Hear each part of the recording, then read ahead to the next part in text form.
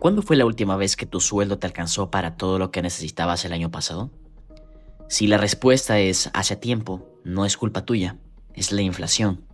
Y no es un fenómeno natural como la lluvia, es una decisión política, una transferencia de riqueza disfrazada de estadística. Hoy vamos a hablar de lo que nadie te explica. ¿Quién gana? ¿Quién pierde?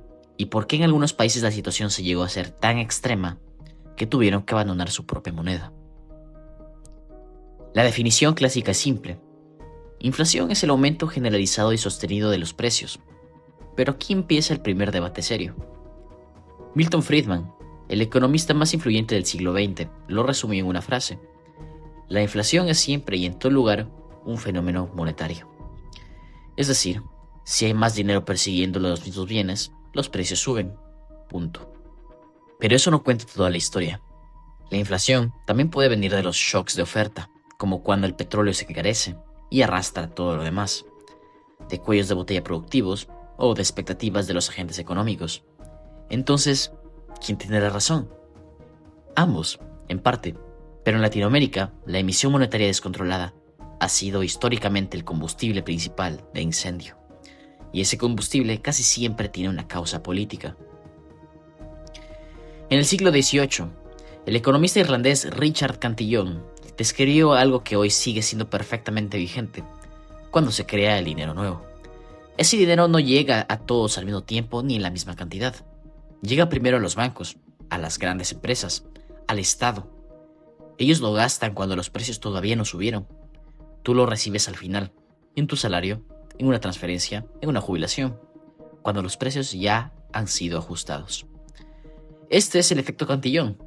Es una redistribución silenciosa, sistemática y legalmente invisible. Los que están cerca del grifo del dinero ganan. Los que están lejos pierden poder adquisitivo sin que nadie se los diga explícitamente. No es teoría conspirativa, es mecánica monetaria básica y explica por qué en cada episodio inflacionario los que más saben, más se benefician. Ahora, hablemos del elefante en la habitación, el populismo económico. El ciclo es casi siempre el mismo. Un gobierno, de izquierda o derecha, que puede, claro, decide gastar más de lo que recauda. En vez de subir impuestos o reducir el gasto, opta por el camino más fácil: ordenar al Banco Central que emita dinero. Al principio la economía parece activarse, hay plata circulando, hay consumo, hay aplausos. Pero después viene la cuenta. Los precios empiezan a subir, el gobierno controla los precios formalmente y aparece el mercado negro. Subsidia el tipo de cambio y aparece el dólar paralelo. Imprime más para compensar y la espiral se acelera. Venezuela es el caso más extremo reciente. Entre 2016 y 2019, la inflación superó el 1.000.000%. El bolívar se convirtió en papel sin valor. La gente pagaba el café con fajos de billetes, no por casualidad, por decisiones políticas deliberadas de un régimen que usó la emisión monetaria para financiar su permanencia en el poder. Pero Venezuela no es el único caso. Argentina lleva décadas en este ciclo, y hay ejemplos más antiguos que son igualmente brutales.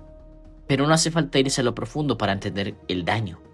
La pérdida de poder adquisitivo ocurre en silencio, todos los días, en cualquier país con inflación moderada. Si la inflación es del 10% anual y tu salario sube 5%, en términos reales perdiste 5% de tu capacidad de compra. En 10 años, si ese diferencial se mantiene, tu salario real habrá caído casi un 40%, sin que nadie te lo robara con violencia, sin una crisis dramática, solo con la erosión silenciosa del día a día. Y aquí está la trampa. Los que tienen activos reales, propiedades, acciones, dólares o commodities, se protegen naturalmente. Sus activos suben al ritmo de la inflación o más. Pero los que solo tienen su salario y sus ahorros en moneda local pierden año tras año, sin remedio, sin cobertura. La inflación no es inevitable, es una elección. Cada episodio hiperinflacionario de la historia tiene un responsable político identificable. Cada proceso de dolarización forzada es la confesión de un Estado que fracasó en cumplir su función más básica: proteger el estado de la moneda. El problema es que los costos los pagan los de abajo, los asalariados, los ahorristas pequeños, los jubilados, y las decisiones las toman los de arriba, que siempre encuentran la manera de cubrirse Entender esto no es suficiente para cambiar el sistema, pero es el primer paso para dejar de ser su víctima pasiva. Por eso es importante la educación financiera, invertir en activos seguros. Por lo tanto, ¿crees que en tu país la inflación es el resultado de la mala gestión, de corrupción estructural o simplemente de un modelo económico que favorece a ciertos sectores? Déjamelo en los comentarios. Y muchas gracias por ver este video. Adiós.